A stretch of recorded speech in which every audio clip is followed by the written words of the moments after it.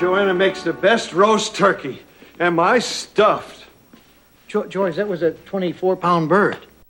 You polished off almost 23 pounds. Joanna said I should feed us. Oh, when does Joanna get slices of reunion? In a week. Oh, maybe I should have left some of the mashed potatoes.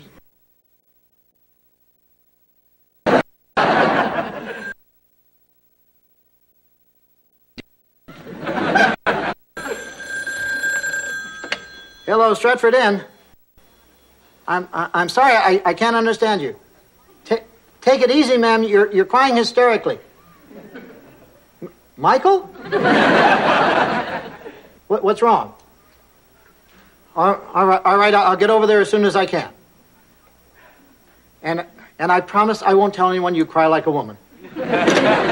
Michael's at the hospital. Stephanie's in emergency. Oh, no. All right, George, you stay here and watch the inn and stay out of the kitchen.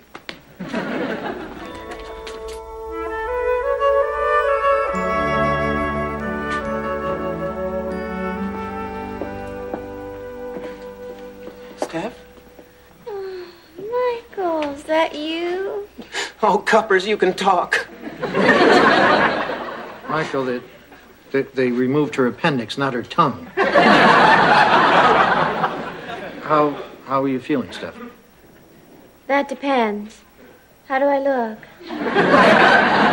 Like a pretty little piece of post-op pastry. I feel fine. Boy, you really gave us quite a scare last night. Usually when you say, ew, in a restaurant, it's because they've sat us next to an unattractive couple. But when you started clutching your side and rolling on the tile, I knew it was brought on by physical pain and not the sight of that twosome sharing the same ear of corn. Oh, gee, I must have been really out of it. All I can remember is some hysterical woman crying and screaming and running through the hospital.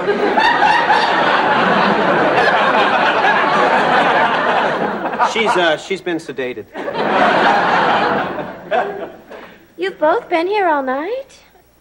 Yeah, we're waiting for you to wake up. So you're wearing the same clothes as yesterday? Steph, you know I always carry a change in the Turbo Z. Oh, that's right. Dick? I'm sorry, I forgot. I feel so dirty. Michael, I'm bored. I'd like to go home now. No can do, sweet cakes. You just had major surgery. So? Steph, I'm sure that your doctors would appreciate you're hanging around for a while so that they can make sure that the incision heals properly. Incision? They cut me? They had to. An appendix isn't the kind of thing that you can suck out.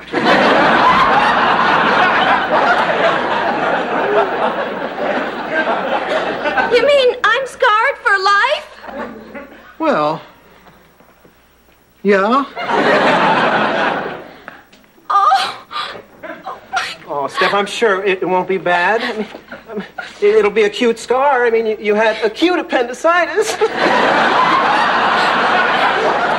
Promise me you won't abandon me and run off with someone unscarred. You can just doggy bag those doubts. You'll always remain my one and only muffin, albeit a sliced muffin. I don't think you realize what a lucky young lady you are. Well, there were complications? Well, it's pretty unusual to give a transfusion after an appendectomy. You put blood in me? Fortunately, little Miss Rare Blood Type, we had some safe AB negative on hand. Your daughter is a pip. Oh, she's not my, I'm tired of all this yucky blood and scar talk. Shouldn't my room be filled with fresh flowers and tasteful get-well gifts?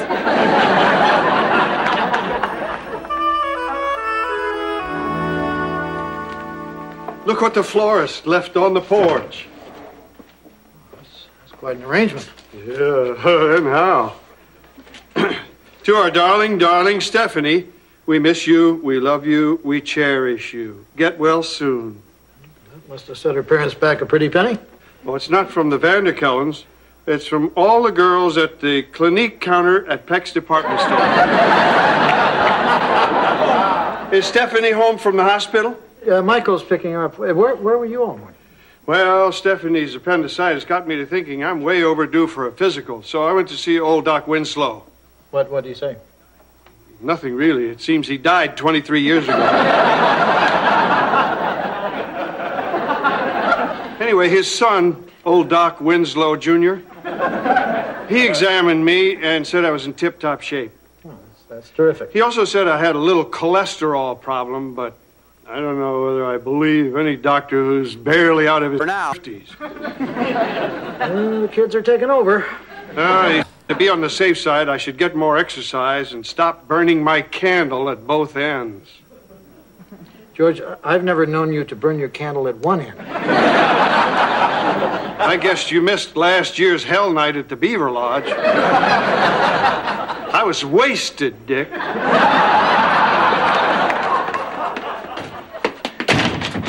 Direct from her, side-splitting, week-long stint in the recovery room, Michael Harris is tickled to present Miss Stephanie. I've lost 2.5 pounds eating hospital food, Vanderkellen.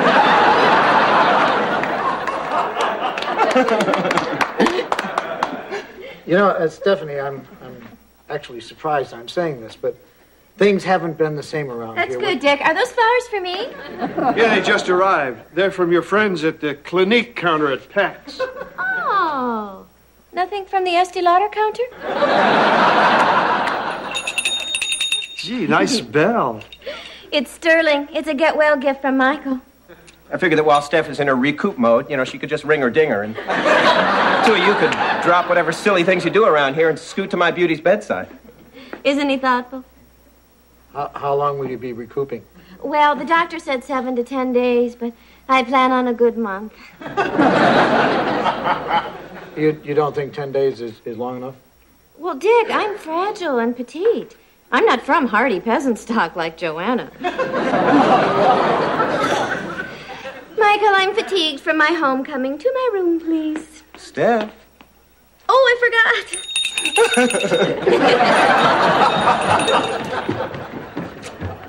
I didn't know Joanna was from hardy peasant stock. I never saw her pull a plow.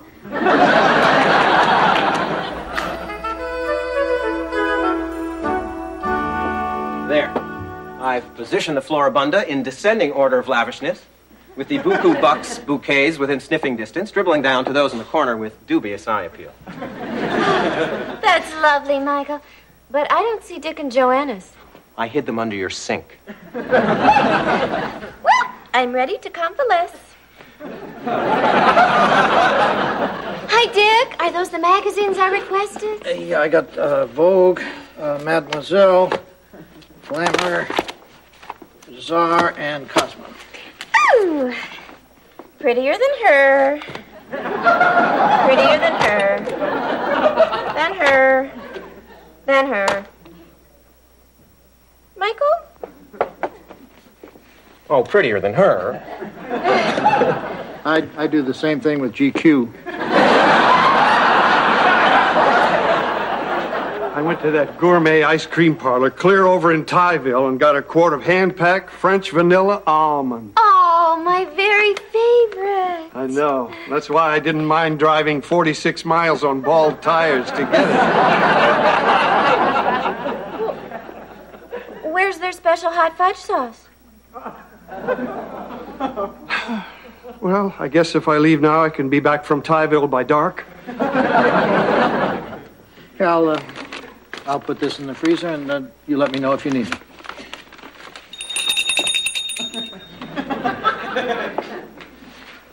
What is it, Steph? Nothing. I just had this urge to exert some power.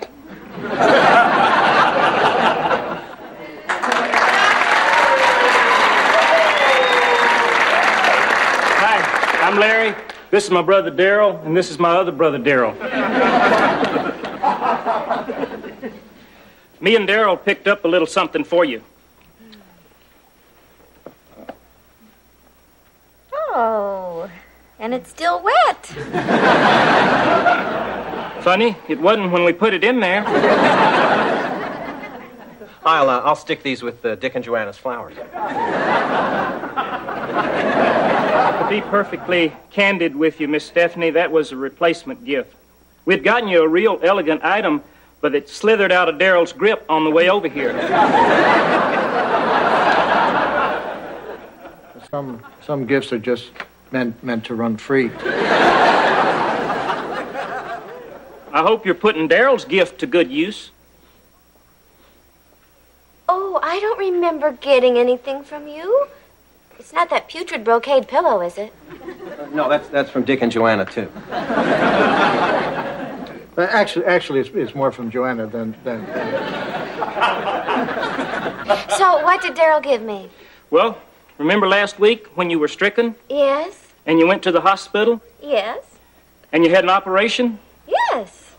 Well, right now, you've got a fresh pint of Daryl's very own personal blood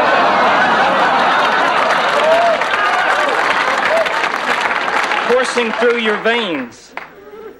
Cool gift, huh?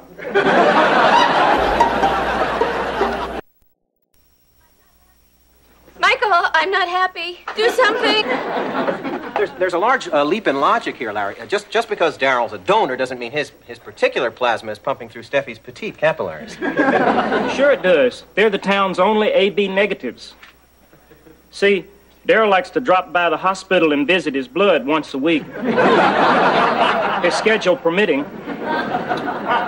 And I know he won't mind my saying that he nearly swallowed his cud when he learned that some of his own vital fluids are whizzing through Miss Stephanie's firm body. Michael,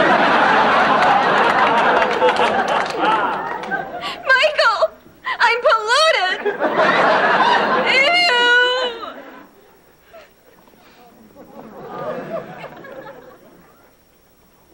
Ew. Be brave, Steph. I'll be by your side through this horrible ordeal, even if it does make my flesh crawl.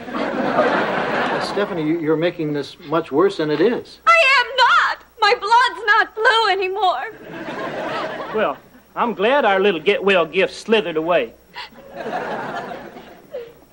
Although I admit, it would have looked charming coiled around Miss Stephanie's headboard.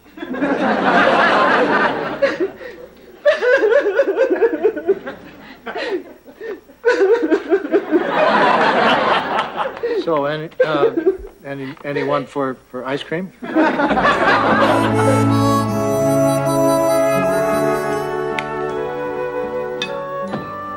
Nothing like a steaming bowl of oat bran. Yum. Is that a cheese omelet? Yes. Cheddar? Swiss. 3 egg omelet or 4? I used 4. Cooked in butter? Yes. George, if this is too hard on you, I can eat in the kitchen. No, Dick, I don't want to put you out. As your friend, I'm happy you have a low cholesterol count and can stuff your face with anything. Hi, I'm Larry. This is my brother Daryl, and this was my other brother Daryl. You have an 8x10 glossy of your brother? Well, there was a time back when that Daryl had a short-lived but lucrative career in modeling. I didn't know he was such a glamour boy. The miracle of proper backlighting and airbrushing. Well, where is Daryl? He's been gone all night. We searched everywhere. Daryl even combed the local discotheques. I didn't know Daryl was a dancer. I knew he was a model. Daryl tends to trip the light fandango when he's bummed. And I could tell Miss Stephanie put him in one of his dancing moods. I'm not apologizing for guys, but, I'm sure that Miss Stephanie never meant to offend Daryl intentionally. I mean, the expression "you" can be interpreted in any number of ways. Like how? Well, like you, boy. I'm appeased, but Darrell here gets the feeling that you're pulling our collective chains. Well, believe me, guys, that is something I would never do. But I'm sure Miss Stephanie thinks of you as friends. Well, a real friend doesn't go around hurting another friend. Come on, Darrell, let's get a move on. There's got to be somewhere we haven't searched. Good thinking, the pound. Poor Darrell, out there somewhere alone. Who knew he'd take it this hard? Just because he's a model doesn't mean he can't cry. Steph, you haven't eaten since yesterday. You've got to nibble on something. Try the French toast.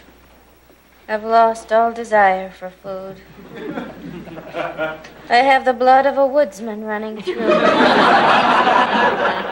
Well, I hate to be a gloomy Gus, but if you don't get some nourishment, you're going to become anemic, and you'll need even more of Darrell's blood. Life juice.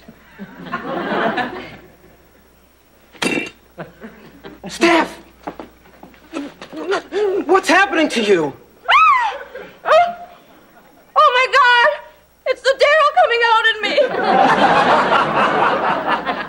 me! Get a grip on yourself. Maybe you were just hungry. No, it's a side effect. What if I start craving pre-chewed food? I'll still love you. We'll just never dine out in public again. Well, how's everything? Ease up, Dick. At least you don't attack your food like some wild, demented animal. Oh, no offense, Pumpkin. Larry and Darrell were just here without Darrell. They're a little worried about him. They haven't seen him since he ran out of here yesterday. If you're going to keep yelling at me like this, you can just go away. I didn't think I was raising my voice. I was just relaying some new... He's ignoring my bell. Make him stop. Quit tormenting her, Dick. Can't you see my cupcake is crumbling?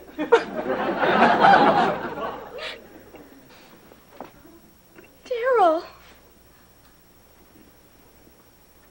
Darrell, where have you been? Your brothers have been worried about you. Oh, you've been out gathering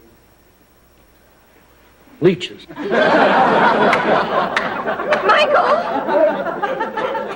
Aren't they normally used in pagan bloodletting rituals? Well, that's very thoughtful, Darrell, but I don't think Stephanie wants your blood sucked out of her by these little fellas. Get those icky, slimy things out of my room! No, Darrell, wait! No, I don't want the bucket. Give that to Dick.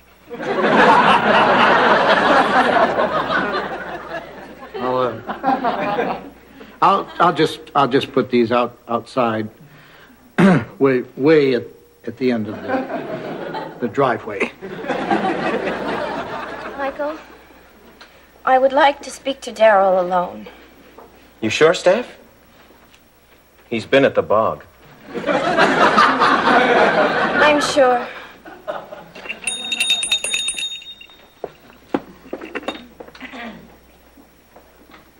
Don't be afraid. I'm not going to bite you.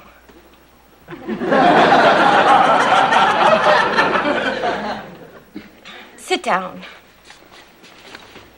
Not that close.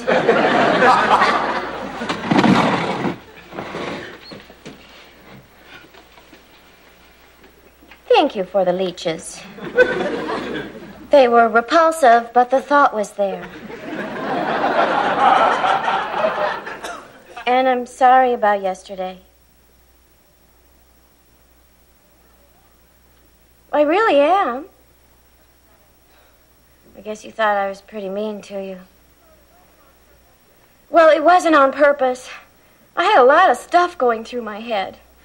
The thought of your blood in me, or anyone else's, made me just a little testy. Is this making any sense? Oh, it should. Okay. Maybe I wasn't thinking about your feelings. Maybe I was just thinking about myself. Nodded pretty quickly on that one. Daryl, I'm going to tell you something about myself that not even Michael knows. But I can't leave this room.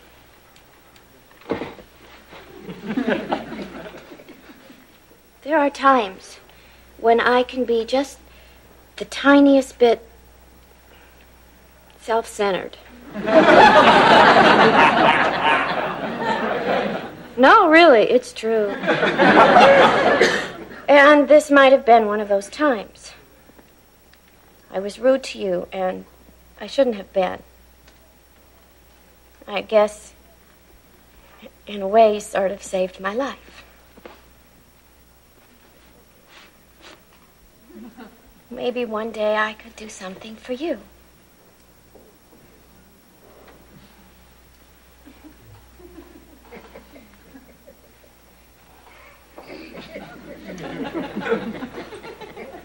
You want a muffin?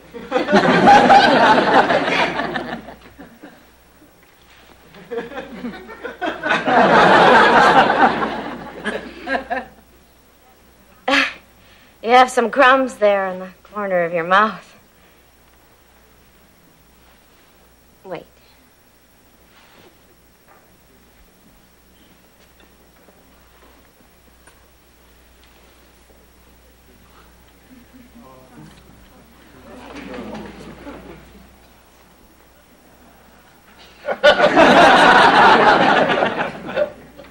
You want another one? Here, take the whole thing.